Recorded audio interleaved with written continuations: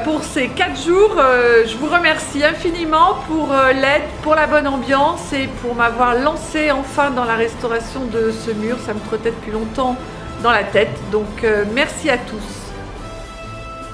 Alors je m'appelle Thierry Baru, je suis enseignant de métier à la retraite depuis septembre 2009. J'ai créé Formater en 2009 pour transmettre des techniques que j'appelle éconologiques, c'est-à-dire à la fois plus écologique et plus économique que le système conventionnel. Le chantier de la Jamaïère, donc un gros chantier puisqu'on a un mur mitoyen de 300 mètres, un mur de clôture de 300 mètres de long à peu près, et qu'on a restauré en essayant de prendre en compte toutes les étapes d'un mur en pisé, du soubassement, la partie qui se trouve entre le sol et la partie terre. Donc ça, c'est organisé sous forme d'atelier. Le vendredi, on était environ 20-25, le samedi, une quarantaine, le dimanche, pareil, et le lundi, une vingtaine. Comme on est très aéré, en termes de distance, on est tranquille. Concernant le Covid, la Covid, masculin, féminin, je ne sais plus. Alors ce chantier participatif, c'est une voisine en fait, Nadine, qui me l'a proposé. Moi je n'avais jamais eu d'expérience du chantier participatif, j'avais pas eu l'occasion. Et donc c'est elle qui m'a proposé, parce que face à ce mur de 300 mètres, je me sentais démunie, je ne savais pas par où commencer. Donc Nadine a fait les recherches, elle a trouvé un formateur, et ensuite on a trouvé du monde pour nous aider.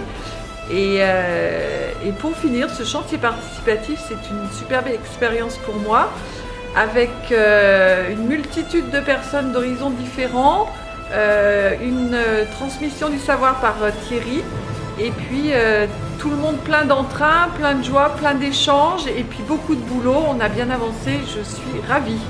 Le ressenti de ce chantier, c'est on a appris les bases et du coup ça a donné de l'énergie pour poursuivre. Ça sera certainement pas facile parce que quand il y a celui qui enseigne, on a l'impression de savoir faire. Maintenant, il va falloir se lancer et puis expérimenter par nous-mêmes. Super ambiance, le temps magnifique, un formateur génial qui nous a bien formés. Bon, après il faut continuer à apprendre. On a pu changer d'atelier en fonction de notre envie, de nos capacités. Donc on a bien appris du banchage jusqu'au bouchage des trous, mettre les tuiles, apprendre le pisé, voilà, surtout le pisé qui était important. Et le chantier ne va faire que continuer. On a passé 4 jours de chantier participatif pour faire du pisé. On a fait du pisé, du soubassement, on a fait des couvertines. Et franchement, une super bonne expérience. Je recommande à tout le monde, c'était vraiment super génial. Je suis ravi d'être venu. J'ai hésité, mais comme quoi, faut pas hésiter. Faut y aller. J'étais pas forcément en forme ce matin, mais ça m'a fait beaucoup de bien, être frais. Donc très bonne expérience. Thierry est très pédagogue et du coup, moi qui ne connaissais pas grand chose en construction, j'ai l'impression d'avoir appris plein de choses en très peu de temps. Voilà, en quelques heures de pratique. Quand on expérimente soi-même, on apprend plein de choses. Donc voilà, super expérience et très bonne ambiance.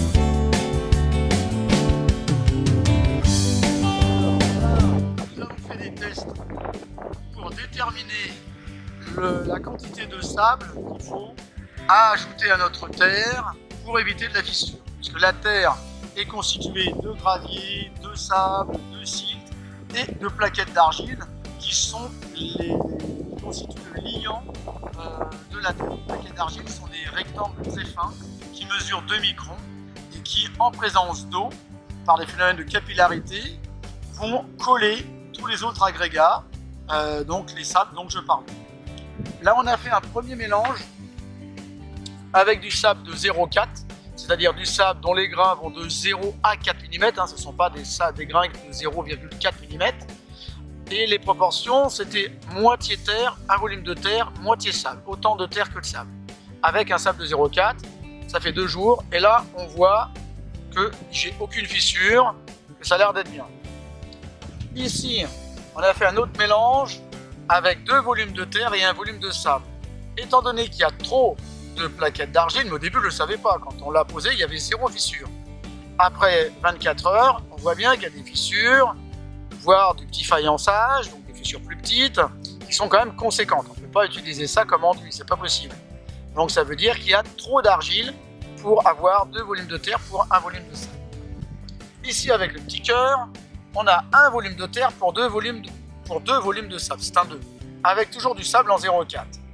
On n'a pas de fissure, mais par contre, j'ai moins de colle, moins de particules d'argile, moins de liant que le volume de 1 terre pour un sable qu'on vient de voir juste avant l'échantillon qui comprend les fissures. Donc ça va, sauf que si j'attends, forcément le sable il tient moins bien puisque j'ai moins de liant. Donc l'objectif c'est de déterminer l'échantillon qui comprend le plus d'argile, donc le plus de terre, sans avoir de fissure. Pour l'instant l'échantillon gagnant c'est 1 terre, 1 sable. Là, on a pris un sable plus fin, un 0,2, on voit bien que là on est beaucoup plus fin, même si on n'a pas bien fini notre échantillon. Donc on est en sable 0,2, donc des grains qui vont de 0 à 2, mais avec un terre et un sable, et on voit bien que cet échantillon, pareil, j'ai 0 fissure. Donc avec cette terre-là qu'on a prise sur le terrain, si on fait des enduits avec un terre, un sable, c'est bon. Par contre en extérieur, je stabiliserai ce mortier, ce mélange, avec de la chaux et du sable. En intérieur, je ne mettrai pas de chaux bien sûr, uniquement un terre, un sable, et on peut faire les enduits intérieurs de toute la maison.